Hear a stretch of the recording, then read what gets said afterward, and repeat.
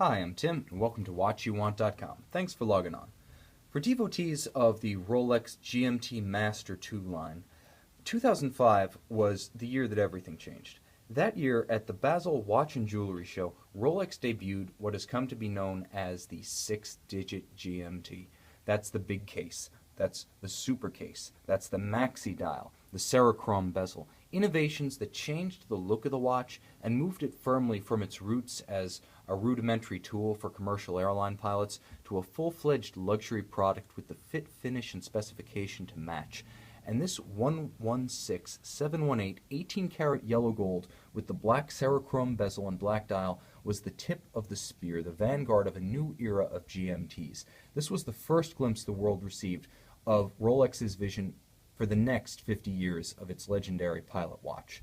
Now, originally unveiled in 1954, the Rolex GMT Master, as it was called at the time, was developed specifically for Pan Am pilots to give them a way to tell universal time, that is, all pilots globally would set their watches to one time, and the 24-hour hand would essentially be the one that they read.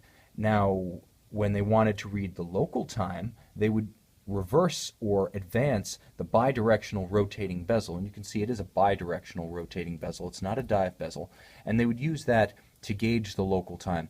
Originally, the GMT Master was not a dual time watch. It did not have the ability to set the hour hand, that's the local time today, and the 24-hour hand, that's our reference time today. They could not be set separately. One just moved at half the speed of the other. And it wasn't until 1983 that we began to see those GMT Masters with the ability to measure two separate time zones on the dial, absent use of the bezel. The nice thing is today, by using the bezel, by moving it relative to the 24-hour hand, you can actually briefly reference 3 time zones simultaneously. So functionality is increased even as complexity is increased, and there's a lot of utility in this watch, more so post-2005.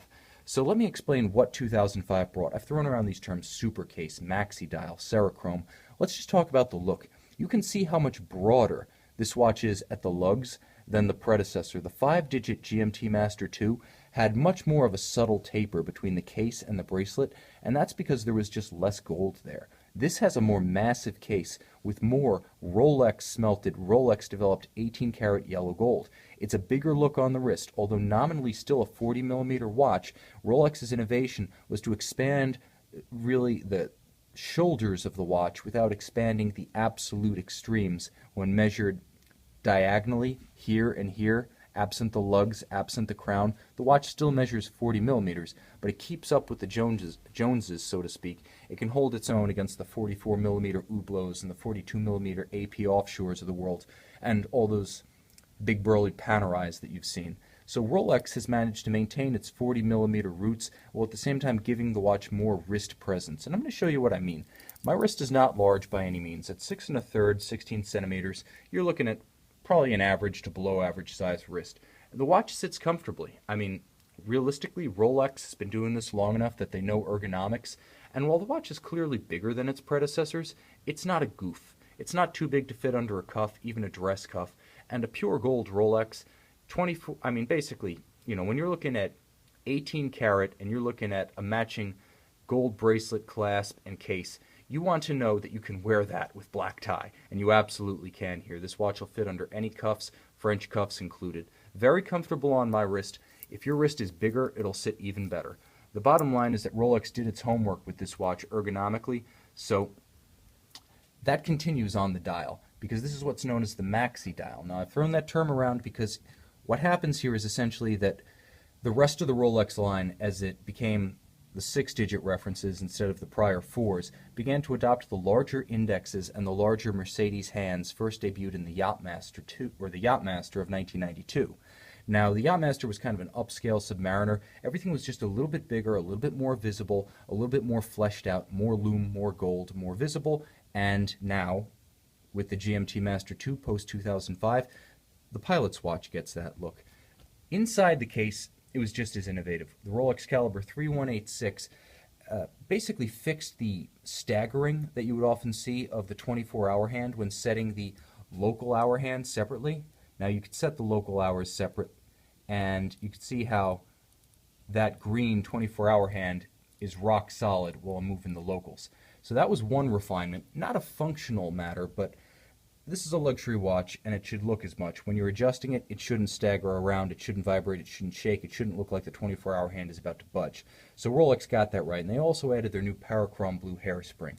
This was basically a way of making a Rolex watch that much tougher. Famous for their durability, Rolex watches have survived everything from tennis games to golf. I don't recommend any of those, but Rolex, above all, is known as a durable, enduring watch. And with Parachrome Blue, not only did the watch become more shock resistant, resistant to thermal shock, so hot and cold won't change the timing, but it also gained a new degree of resistance to magnetism. And in a world where high-energy home electronics, stereo systems, computers, wiring looms, and routers are a fact of life, that's a thoughtful addition and one that makes a material impact in the long-term accuracy of this watch. Not having to go to the jewelers to demagnetize your watch is a very good thing. Moving back outside, that famous GMT bidirectional bezel, now rendered in Rolex's proprietary Cerachrome material, ceramic. So it's just as tough as the sapphire crystals we've all grown to know and love. Just as these don't scratch, this doesn't scratch. And there's more precious metal.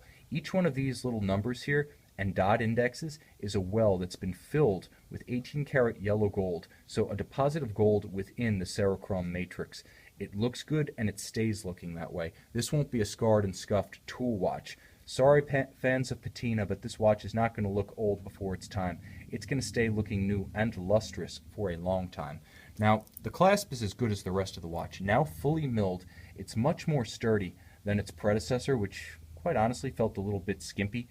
It hailed from a different era. It was stamped, not milled, and it also forced you to move a spring bar if you wanted to make micro adjustments. Now with the Easy Link, you have a built-in 5mm tool-free micro adjust that you can use to size this watch if your wrist does expand or contract in hot or cold weather. And it shuts with a reassuring click. That's as good as it gets for a clamshell clasp. Rolex did its homework, and it upgraded the GMT to 21st century luxury watch status. Everything that a pilot would want for basic calculations of GMT time, local time, and additional time zones is still here. All the essential features that made this watch a revolution in 1954 are still present, but the refinements that you expect in a Rolex watch, given its station as essentially the only household name in the luxury watch industry and one of the most valuable brand names globally, this watch lives up to the legend. This GMT-Master II in 18-karat yellow gold, reference 116718, is available with full Rolex factory boxes, papers, and accessories on our website, watchyouwant.com. Bigger, bolder, just as refined, and just as charming as its predecessors. It's a GMT-Master II with a trick or two up its sleeve. I'm Tim, and I think this just might be the watch you want.